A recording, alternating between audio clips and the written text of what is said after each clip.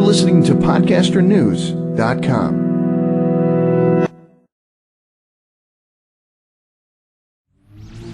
Welcome to the LA Story Podcast with Stevie Wilson.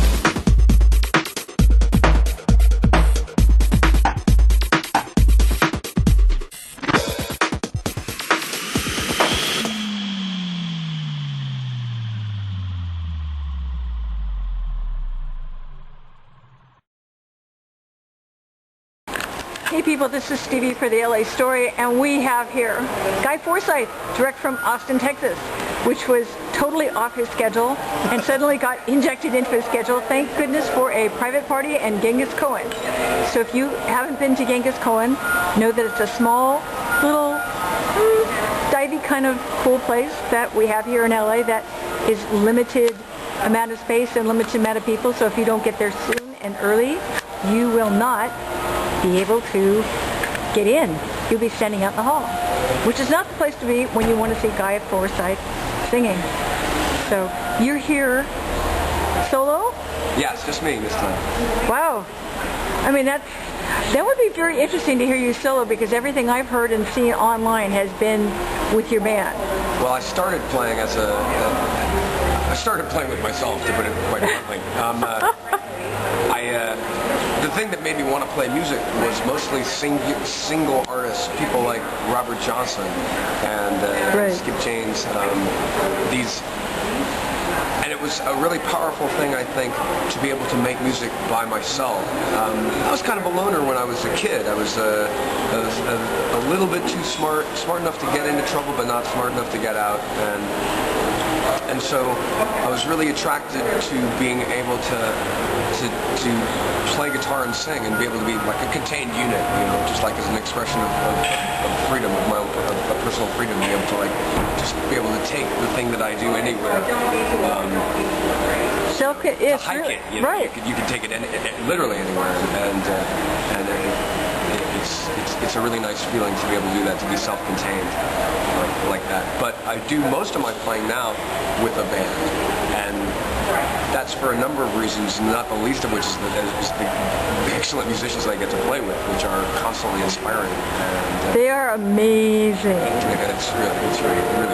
I mean, Mary Johnson sent me a photo of the drummer, and then I think is it your bass player? Will Landon plays bass and sousaphone. Rob Hooper plays drums and percussion. Okay, and the drummer's moving, and the guitar player is stock still, so you get him just this great shot of this guy who's so clear, and you just sit there. I'm thinking, oh my gosh. And she goes, look at how he's not moving, except he really is. He's just concentrated on doing what he's doing.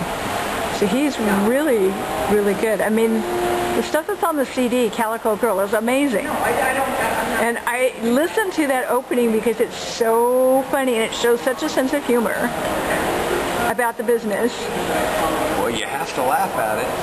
Well, if you don't, you're going to sit there and split your wrist. Yeah, it's like a lot of things in the modern world, that you have to take it with a grain of salt. But that is top of my list of things that I love about people, humans, the species. Oh yeah, is the ability to laugh in difficult times, because that's what keeps us from becoming too brittle and shattering. There's all sorts of things in modern life that would shatter you if you were just to take it full on the chest. In terms of how dark the modern world is, and for that matter, the ancient world. It's just life, really. The little flower that's born is going to soon be picked or stepped on, or just die anyway. But by keeping a sense of humor about things, it gives us a resiliency, a way to go on. I think about the comedy that came out of the great Jewish writers in New York City right after World War II. Oh yeah. Like Mel Brooks and Carl Reiner and Sid Caesar, and where they were, they had just lived through and escaped from the harshest part of the 20th century, and they were able to not only dust themselves off and succeed, they were able to do it cracking jokes, and that's humanity at its best. It really is. amazing to hear what you do in terms of taking some of the pathos of that human existence and turn it into music in a blues, in country, and anything that defies categorization as a genre. That's cool.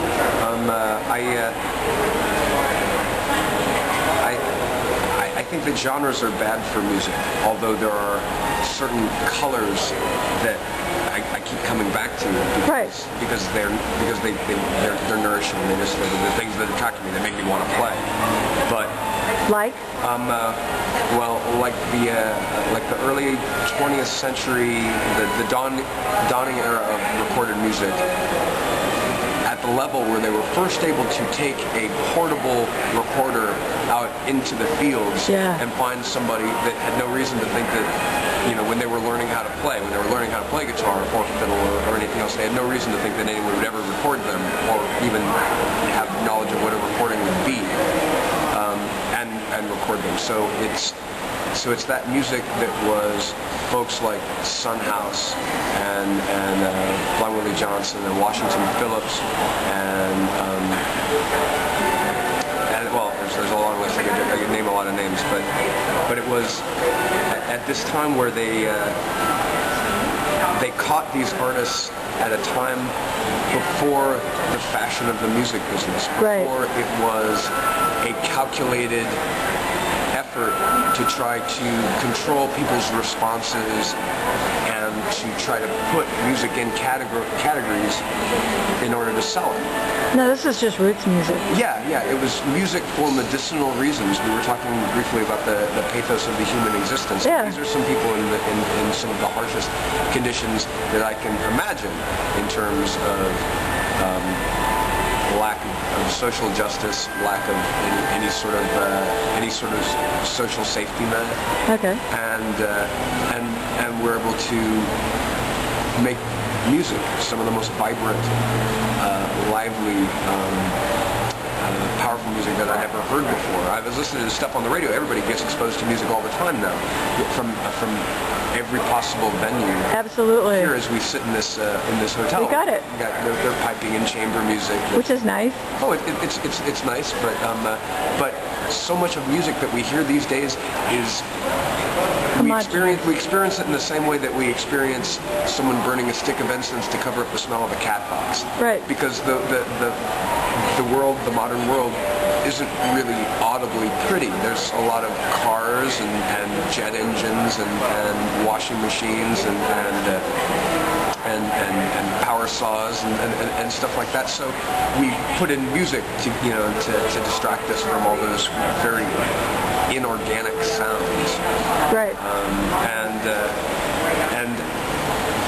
The music that got me into playing is from a period of time where industrialization was just starting to make those sort of sounds.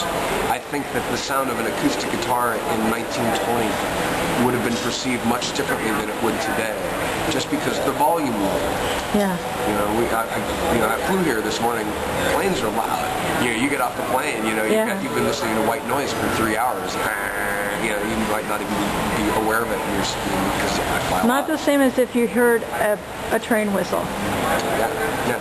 And imagine what a train whistle sounded like in 1860 and 1830. Yeah. The whole image of a train.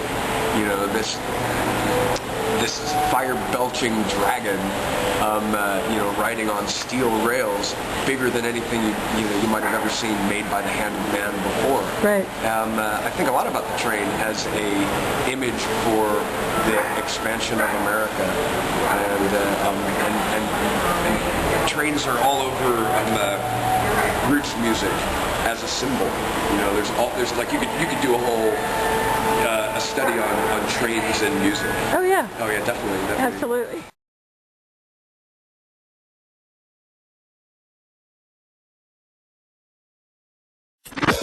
Thanks for joining Stevie Wilson on LA Story. Feel free to check out other podcasts and videos.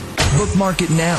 www.la-story.com.